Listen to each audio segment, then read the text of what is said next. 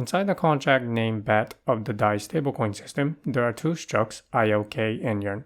In the previous video, I explained that IOK represents data about the collateral, and yearn is a struct that holds information about the collateralized debt position. These two structs are stored in a mapping called IOKS and yearns.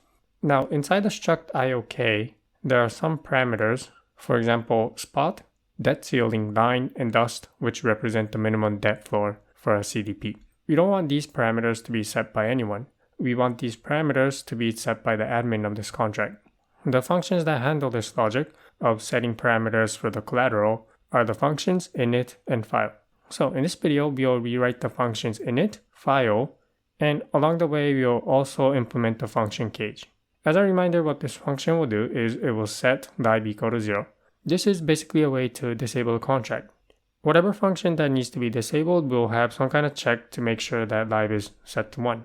When lib is set to 0, we will not be able to call those functions. So let's copy the functions cage, file, and init. Inside my code editor, we renamed the back contract as CDP engine, and in the previous video, we renamed the struct IOK to collateral and the struct yearn to position. We also named the state variable, the mapping IOKS, to collaterals, and the mapping yearns to positions. Let's paste the code that we copied over from the back contract. So let's paste the code over here. Let's start with the function init. This function will take bytes 32 IOK. This is the ID of the collateral. If we go back up for the mapping IOKS, we renamed it to collateral. This is a mapping from the collateral ID, bytes 32, to the information about the collateral. So for the ID, I'll rename this IOK to call type. And I'll also rename the state variable IOKS to collaterals. Okay, before we go any further, let's see what this function is supposed to do. The function is named init and it takes in a single input of the collateral ID. Here we call it call type.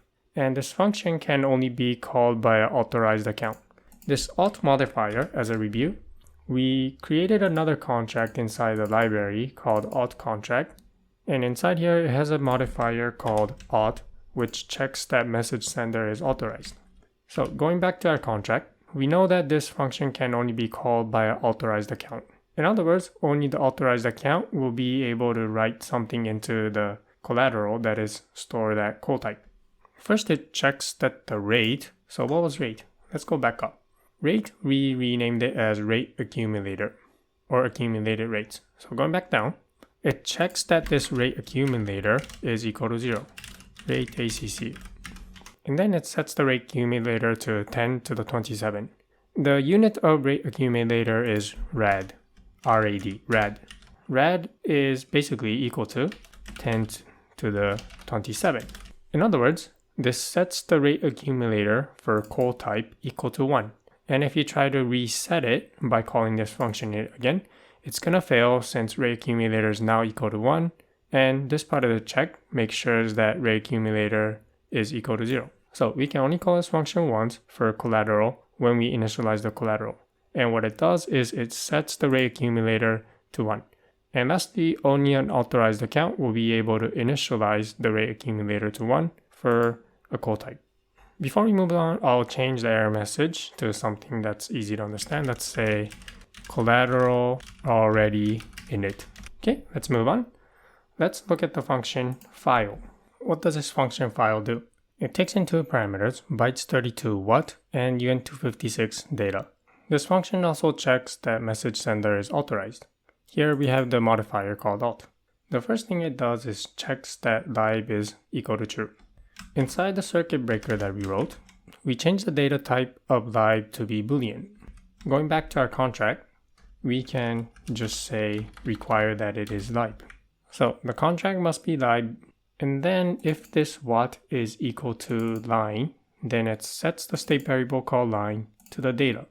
We still have not defined what the state variable line is. Let's go back to the back contract to see what this state variable line is.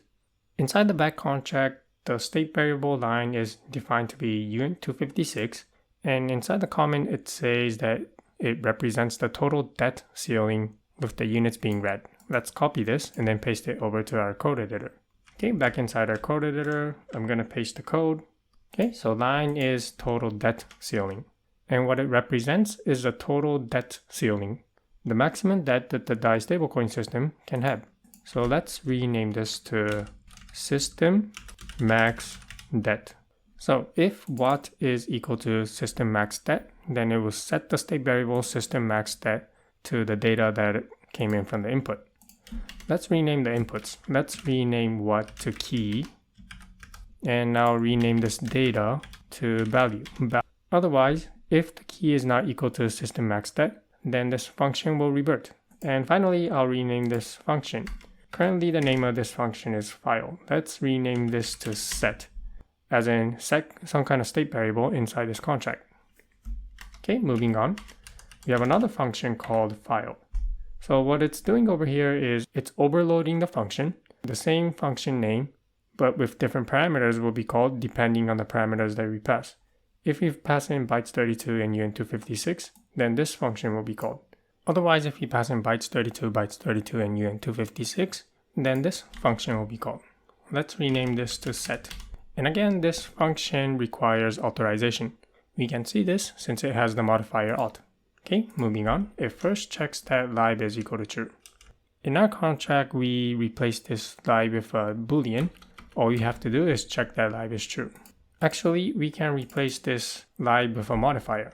Inside the circuit breaker contract, we have a modifier called notStop, which checks that lib is equal to true. Going back to our back contract, let's replace this require lib with a modifier called notStop. And the same over here. So this function takes in an input of IOK. We rename this as call type. What? Let's rename this to key, and data, let's rename this to val. Okay, and let's see what it does inside this function. If what, I'm gonna replace all what with key. If key is equal to spot for the collateral type IOK, then set the spot to data. Let's rename this data to val, and then the IOK will be call type. And finally IOKS, let's rename this to collaterals. Let's see what's going on here. If the key is equal to spot, then set the spot for call type equal to the value passed by the input. Else if key is equal to line. So here we have line and dust. What did we rename this to? Let's go back up. Line we named it to max debt, and dust we renamed it to min debt. So if the key is max debt, then set the max debt for the collateral identified by call type. And if the key is min debt, then set the min debt to the value passed by the input. Otherwise, the error message is, let's say, key not recognized.